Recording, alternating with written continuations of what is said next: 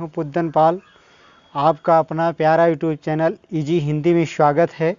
पिछले वीडियो में हमने पढ़ा था क्रिया की परिभाषा और धातुओं के भेद। आज हम पढ़ेंगे क्रिया के भेद। आइए हम जानते हैं। जो लोग नए हों हमारे चैनल में, उस चैनल को सब्सक्राइब कर लें। और अब हम शुरू करते हैं क्रिया के भेद। तो कर्म या रचना की दृष्टि से दो भेद होते हैं। कितने भेद होते हैं? दो। नंबर एक, सकर्मक क्रिया। नंबर एक, सकर्मक क्रिया और नंबर दो, अकर्मक क्रिया।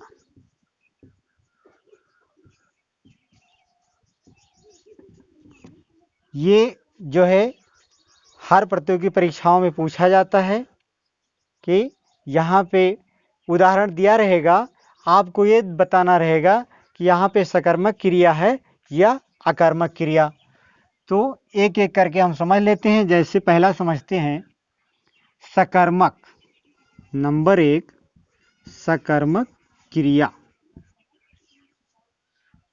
सकर्मक क्रिया। सकर्मक क्रिया की परिभाषा पहले जान लेते हैं। शब्द के देखने से ही पता चल जाता है कि इसकी परिभाषा क्या है। इसकी परिभाषा इसी में छुपी हुई है। देखिए, सा माने होता है साथ। सा माने साथ और कर्म माने कर्म। ठीक। अब यहां देख लीजिए परिभाषा। जिस क्रिया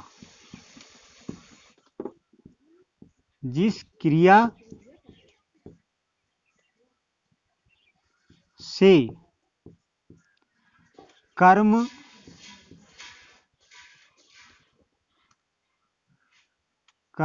का होना या कर्म की संभावना हो तथा क्रिया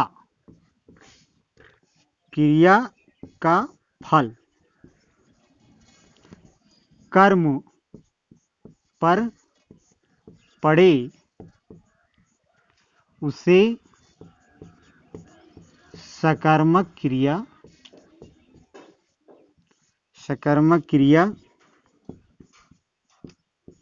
कहते हैं।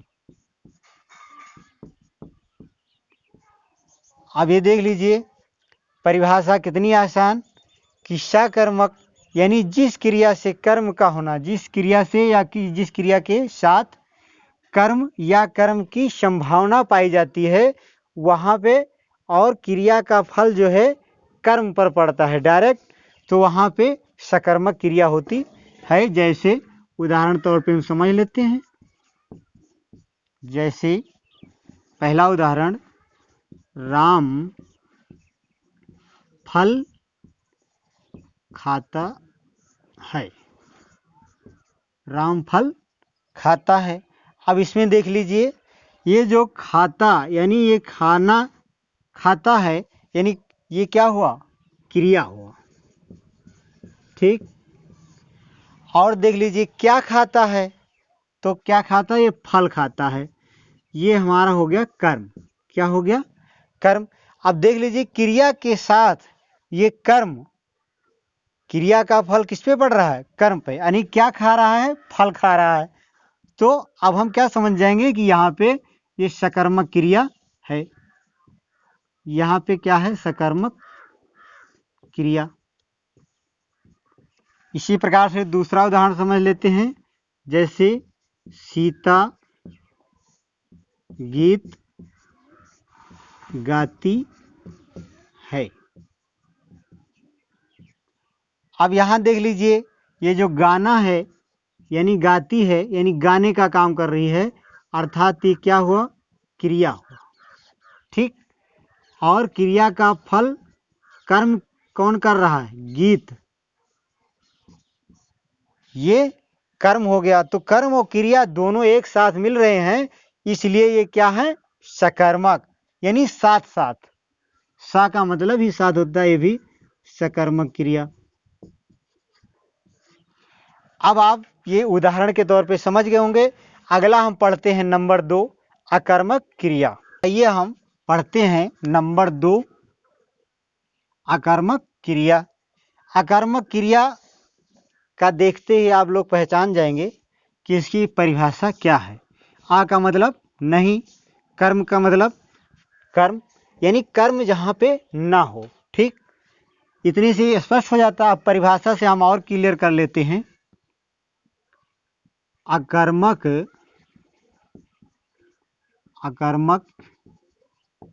क्रिया के साथ कर्म नहीं होता है तथा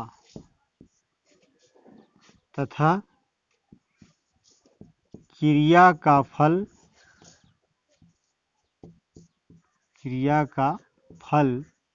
कर्ता पर पड़ता है, उसे अकर्मक क्रिया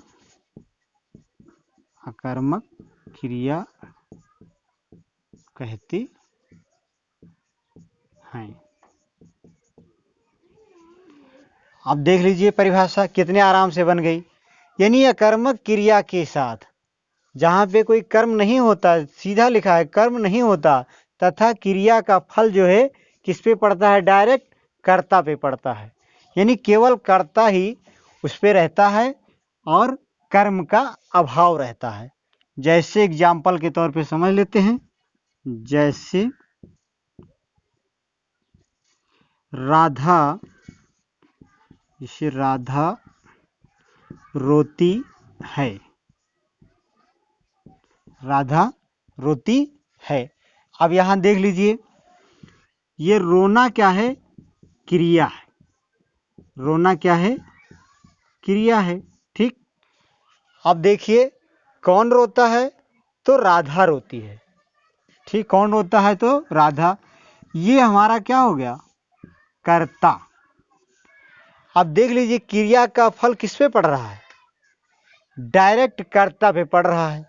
तो इसलिए ऐसा अगर उदाहरण मिलता है तो वहां पे हम पहचान जाएंगे कि यहाँ पे अकर्मक क्रिया है। मोहन हंसता है। मोहन हंसता है। अब इसमें देख लीजिए, मोहन हंसता है, यानी ये जो हंसना है, हंसना ये क्या है? क्रिया है। क्या है? ये क्रिया है। अब ये देख लीजिए कौन हंसता है? मोहन हंसता है। ये क्या हो गया? कर्ता हो गया। अब देख लीजिए क्रिया का फल किस पे पड़ रहा है? यानी कर्ता पे पड़ रहा है। तो यहाँ पे भी ये अकर्मक क्रिया ही होगा यही। ठीक, तो अब ये दोनों भेद आप अच्छी तरह से समझ गए होंगे। अब हम अगला क्रियाओं के अन्य भेद पे थोड़ा नज़र डाल लेते हैं, क्योंकि परीक्षाओं में कभी कभी जो है वो भी आ जाते हैं, तो इसलिए समझ लेते हैं।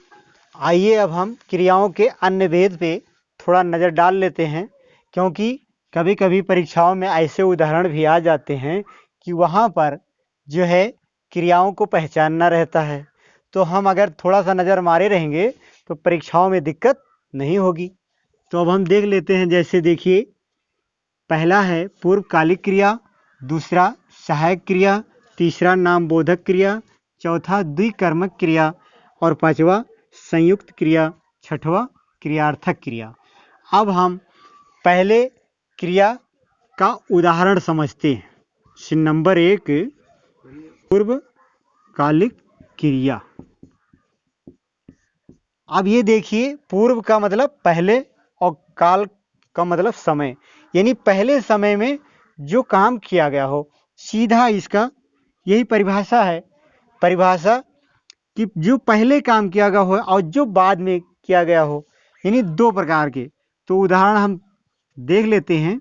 जैसे राम भोजन करके सो गया। राम भोजन करके सो गया। अब ये देखिए, भोजन करके जो है ये पहली क्रिया है और सो गया ये दूसरी क्रिया है। तो ये भोजन करके ये क्या हो जाएगा, ये हो जाएगा पूर्व कालिक क्रिया। पूर्व कालिक क्रिया। ठीक, अब आप समझ गए होंगे। अगला हम देखते हैं नंबर 2, सहायक क्रिया। सहायक क्रिया को समझ लेते हैं। सहायक क्रिया, सहायक का मतलब आप जानते हैं, सहायता करना। ठीक, सहायता करना। किस प्रकार से सहायता करना, जैसे देख लीजिए उदाहरण के तौर पे, मैं घर जाता हूँ। अब ये देख लीजिए, मैं घर जाता हूँ यानी मेरा जाना कहाँ हो रहा, घर पे। लेकिन अगर ये हूँ ना लगाया जाए तो ये इस क्रिया का पूरा अर्थ नहीं निकलेगा। इसलिए ये जो हूँ शब्द है ये हमारा क्या हुआ, सहायक क्रिया हुआ। अब ये देखिए, सहायक क्रिया यानी मैं घर जाता हूँ। अब मैं घर जाता अगर इतना ही लिख दिया जाए तो ये पूरा अर्थ स्पष्ट नहीं होगा। इसलिए मैं घर जाता हूँ, ये जो हूँ लगाया गया है ये क्या है, सहायक क्रिया। इसी प्रकार से तुम खाना खाते हो, मैं बनारस में रहता हूँ, यानी हूँ जो लगता है ये सहायक क्रिया में आता है। अब हम अगला देख लेते हैं नंबर 3, नामबोधक क्रिया। इसको मिटा देते हैं। नंबर 3, नामबोधक क्रिया। नामबोधक क्रिया का मतलब इसी से स्पष्ट हो जाता है कि इसमें कोई नाम दिया गया है। तो नाम कब दिया जाता है, जब संज्ञा या विशेषण के साथ जब क्रिया कोई किया जाता है तो ऐसी क्रिया को हम नामबोधक क्रिया कहते हैं। तो समझ लेते हैं किस प्रकार से, उदाहरण के तौर पे देख लेते हैं। जैसे ये हो गया हमारा संज्ञा, ठीक, और ये हो गया क्रिया, और ये हो गया नामबोधक क्रिया। नामबोधक क्रिया, ठीक। अब ये संज्ञा में देख लीजिए कि जैसे लाठी, ठीक, और यहाँ हो गया क्रिया में मारना, ठीक। अब ये नामबोधक में क्या हो जाएगा, लाठी मारना, ये, ठीक। अब इसी प्रकार से अगला उदाहरण देख लेते हैं। जैसे रक्त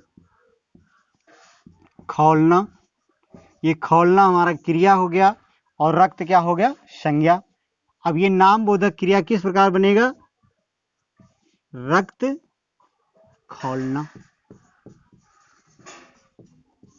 ठीक। अब आप समझ गए होंगे। अब हम चलते हैं नंबर 4, द्विकर्मक क्रिया। द्विकर्मक क्रिया, ये देखिए इसकी परिभाषा देखने से पता चल जाता है। द्विकर्मक यानी दो कर्म, जिस क्रिया के दो कर्म होते हैं उन्हें क्या कहते हैं, द्विकर्मक क्रिया कहते हैं। अब उदाहरण हम देख लेते हैं किस प्रकार से। नंबर 1, अध्यापक ने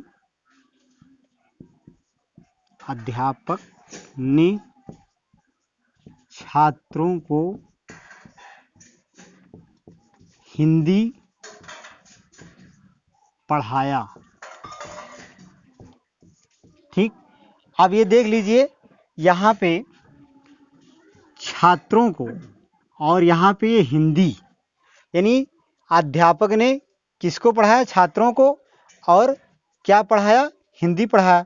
तो ये जो है ये दोनों मिला के क्या हैं, द्विकर्मक। द्विकर्मक, ऐसे हमें पहचान लेना है कि यहाँ पे द्विकर्मक क्रिया है। अब हम अगला देखते हैं नंबर 5 संयुक्त क्रिया। अब नंबर 5 देखिए संयुक्त क्रिया। संयुक्त का मतलब ही जुड़ना। संयुक्त का मतलब ही जानते हैं क्या? जुड़ना। यानी जब एक क्रिया दूसरी क्रिया के साथ जुड़ जाए तो वहाँ पे कौन सी क्रिया होती है? संयुक्त क्रिया होती है। उदाहरण के तौर पे समझ लेते हैं। जैसे नंबर 1 वो खाने लगा। अब वो खाने लगा, ये देखिए वो खाने लगा, वो और खाने और ये लगा, ये दो क्रिया है। ये क्या है? दो क्रिया आपस में जुड़ जाने से जो है क्या बन गया? संयुक्त क्रिया हो गया। ठीक। अगला देख लीजिए, हमें पढ़ने दो। हमें पढ़ने दो। यहाँ भी देख लीजिए, एक ये क्रिया और एक ये क्रिया, ये दोनों क्या हो गए? संयुक्त क्रिया। अब हम देख लेते हैं छठा नंबर, क्रियार्थक क्रिया किसे कहते हैं। देख लीजिए क्रियार्थक क्रिया। अब इसमें देख लीजिए क्रिया का अर्थ क्या निकल रहा है। यानी जब कोई क्रिया संज्ञा की भांति व्यवहार में आती है तो उसे क्रियार्थक क्रिया कहते हैं। उदाहरण के तौर पे समझ लेते हैं। जैसे नंबर 1 टहलना, स्वास्थ्य के लिए